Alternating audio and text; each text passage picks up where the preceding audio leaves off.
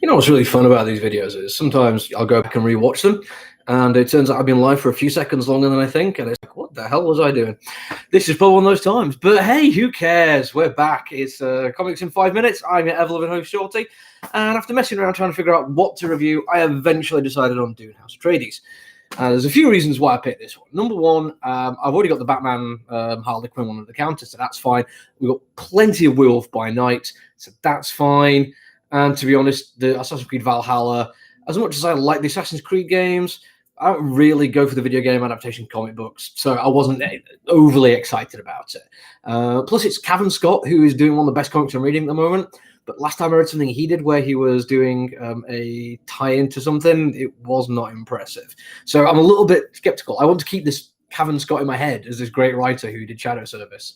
So instead, because all those have been dismissed, instead we're going to look at Dune, House of Atreides. This is a prequel to the movie that's coming out, although when I say movie coming out, I mean the second movie coming out, which is also just based on a book that's been out for years. And when it comes to Dune, my entire experience of it has been reading the book once when I was a teenager, which is 20 years ago, 20 odd years ago, in fact, and watching the original movie maybe twice. I doubt I'd even done it that much. I may have seen it like once all the way through and then little bits of it again for the second time. Sorry, I'm messing my hair a lot today.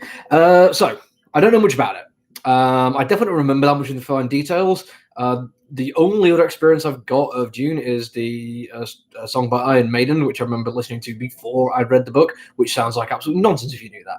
And I thought to myself, you know what? I read that song I listened to that song, not knowing anything about it. Didn't even know it was based on a book, which was going to be turned into a movie. And I just enjoyed the song for what it was. I thought that's what I'm going to attempt to do with Dune, House of Atreides. Because it said before, any knowledge I have is, just basically making the foreshadowing seem a bit more obvious. It's not going to add to the story at all, because the story should be able to stand on its own. So I thought, yeah, let's do that then. And that makes it far more enjoyable for me. There's a couple of people with names I recognize, but the moment I started thinking, oh, hang on, I know this name. Where do I know this name from? I can't stop myself. It's like, no, that's not important. It doesn't matter who they are at a later point.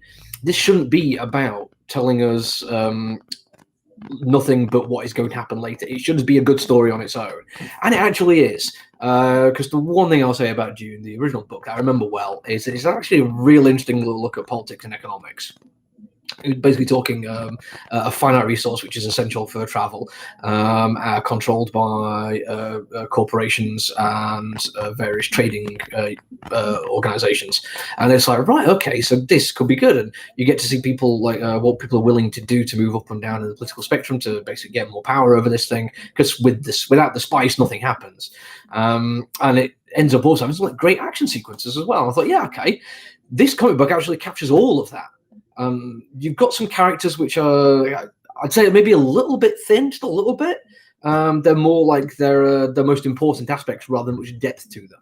But that's fine. It's issue 1. We've got time to let that build up because they do throw a lot at you in this comic book.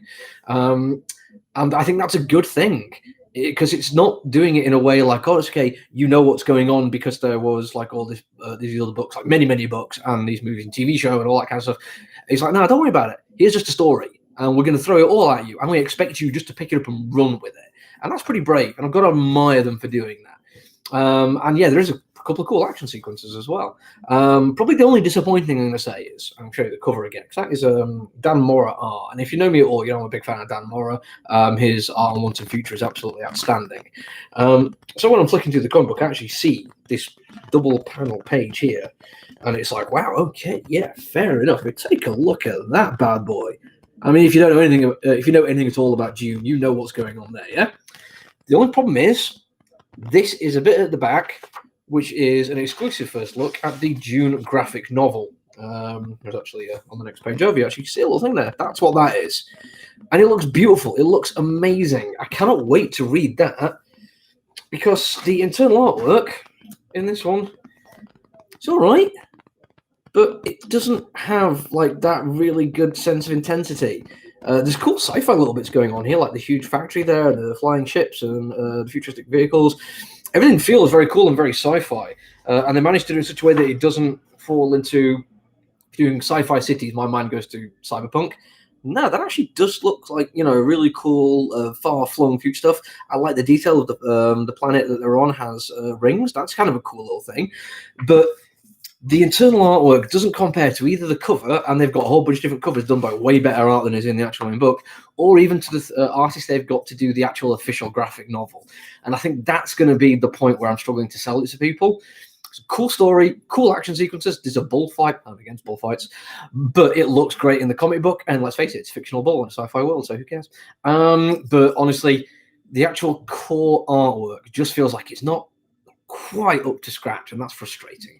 Anyway, that's it from me. I've got a few things I could be reviewing over the rest of the week, so call back in, hit the subscribe button. That way you know you're not going to miss out on anything. Other than that, enjoy the rest of your day. Bye.